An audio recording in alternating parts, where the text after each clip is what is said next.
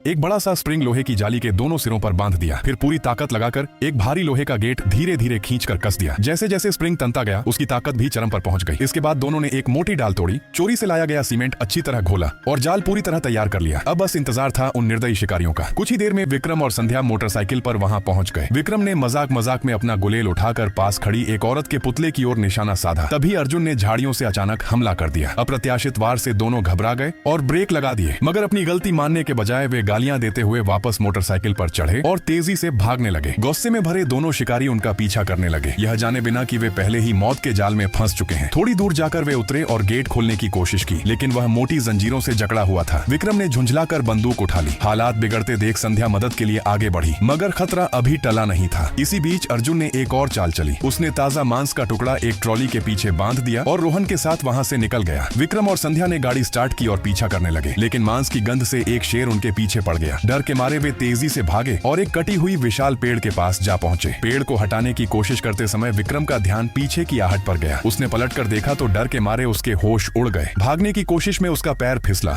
और वह 3 मीटर गहरे गड्ढे में जा गिरा। संध्या ने अर्जुन की परछाई देखी और बिना सोचे समझे साइकिल से उसका पीछा किया, मगर अगला ही पल वह भी एक छिपे हुए गड्ढे में जा गिरी। अर्जुन ने रबर की रस्सी को पूरी ताकत से खींचकर छोड़ा और पत्थर जैसे हथियार हवा में उड़ गए। संध्या संभल भी नहीं पाई थी कि एक शुतुरमुर्ग का अंडा उसके सिर पर आ लगा। गुस्से में वह उठी ही थी कि सामने शुतुरमुर्ग की मां आ गई और एक जोरदार लात मारकर उसे ढलान से नीचे गिरा दिया। किसी तरह जान बचाकर भागते हुए संध्या ने एक रस्सी पकड़ ली, मगर वह भी अर्जुन का जाल था। रस्सी खिसकते ही वह फिर लटक गई। ऊपर से उस पर पानी की बाल्टी गिराई गई जो मजबूत गोंद से भरी थी। बाल्टी उतारते उतारते उसके बाल बुरी तरह चिपक गए और आधे उखड़ गए। उधर विक्रम होश में आया और गड्ढे से बाहर निकलने की कोशिश करने लगा। उसे एक रस्सी दिखी और उसने पूरी ताकत से खींचा, मगर साथ ही एक मगरमच्छ भी गड्ढे में आ गिरा। बड़ी मुश्किल से जान बचाकर बाहर निकला तो देखा कि अर्जुन बहुत दूर जा चुका था। गुस्से में पागल संध्या फिर पीछा करने दौड़ी। उसे क्या पता था कि अगली चाल पहले से तैयार है। अर्जुन ने गाड़ी की सीट पर जोरदार गोंद लगा रखा था। संध्या जैसे ही बैठी वहीं चिपक गई। वह इंजन स्टार्ट करने ही वाली थी कि पास छिपे अर्जुन ने मोमबत्ती वाला जाल सक्रिय कर दिया। विक्रम पानी से मुंह धोने के लिए हैंडपंप चलाने लगा, मगर